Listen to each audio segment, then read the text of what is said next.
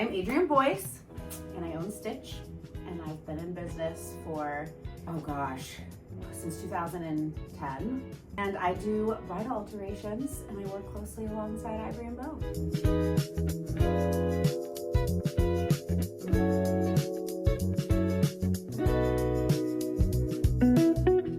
I started sewing in college, actually, not before that. I did like a little crafty stuff in high school, but not. I studied costume design, and while in the program, I kind of realized that I really loved the technical side of costume design, which was the sewing. Through that, I started taking more classes in like the fashion department, like tech classes, to really work on my sewing abilities. And then graduated and did some film stuff actually in the area, which was really fun. And then I found Stitch, which was with its previous owner, Eileen Roy, and she started it in 2006, the business.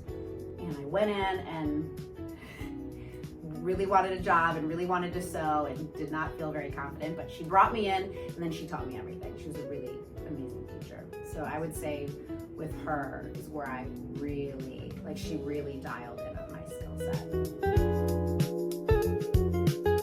So Eileen started the business, and then I found her around 2008 and started working for her. And I would do like pant hems and menswear, like kind of basic stuff, jeans, like really like repair work, really basic alterations. And then kind of at night or after work hours, she would teach me bigger stuff, on lower stake stuff that was my garments or her garments or things we just like got at Goodwill or to practice.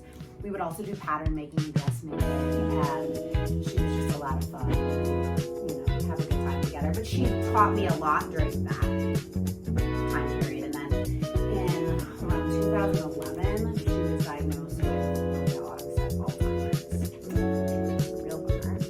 And it all kind of happened really quickly. Like I had a lot of investment in the business because of my friendship with her, and she needed to get out quickly. She sold me the business, and that was in 2012. I was very young, but I did it, and it all happened very fast, and then all of a sudden I was the owner of Stitch. And I think I was, 25. That's crazy. 25 years old. I didn't want to shut the doors. She did not want to shut the doors. So anyway, so I did that, and then through that, the business stayed the same. We did menswear, prom dresses, definitely wedding gowns. We did everything. And then I had an amazing woman who worked for me, and she also was a great teacher. And her and I just kind of ran the business, and then COVID happened, and we had to shut down like everything else. As like my girls were born, I had twins, and during that time and during the pandemic, I was trying to figure out what to do, because obviously nobody was getting married, there were no events happening, I had babies, and couldn't really work a lot anyway, just leaving money into my space, so I had to get out of it, shut my brick and mortar, basically, and I started kind of sewing from home for regulars, like people that had been coming to us for years. I allowed them to come to my home, just like sewing, make some money, and I was kind of like, what am I gonna do? And that's where Ivory Beau came into the picture. So I had sewn Nicole's wedding dress, and so many of my bridal customers at that point were Ivory Beau. Like I saw the bag, I recognized the name.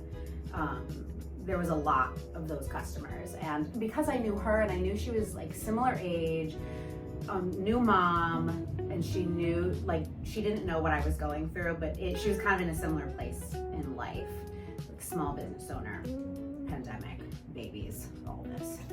So I went in at their old location, and I didn't give them the whole story of what was going on for me personally, but I was like, hey, I know you guys.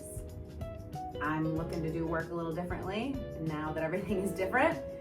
Would you like to have a seamstress here? And they were like, yeah.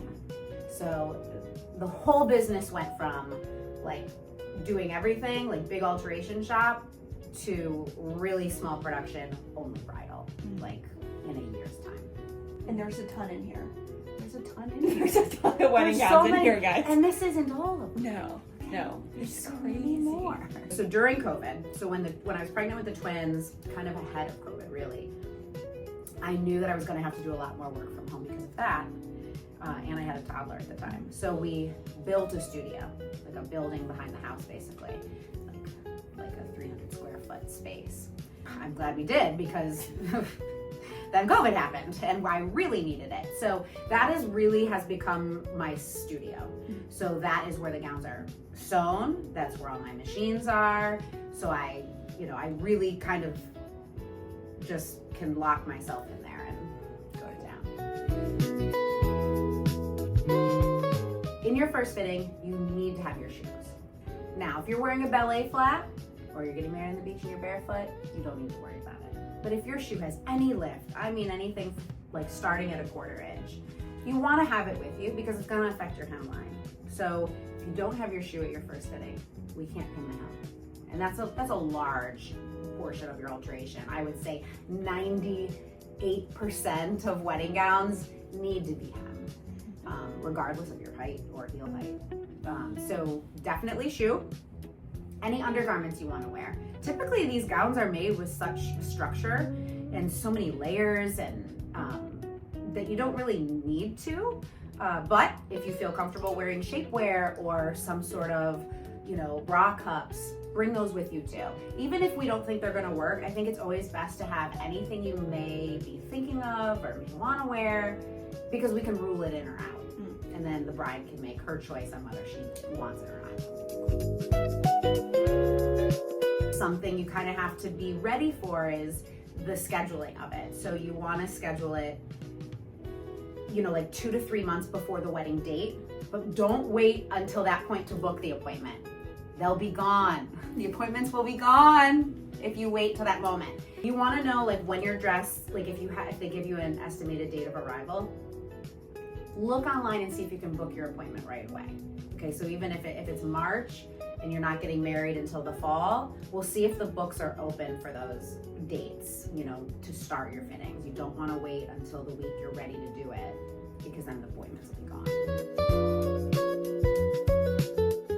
I always encourage one person that you trust.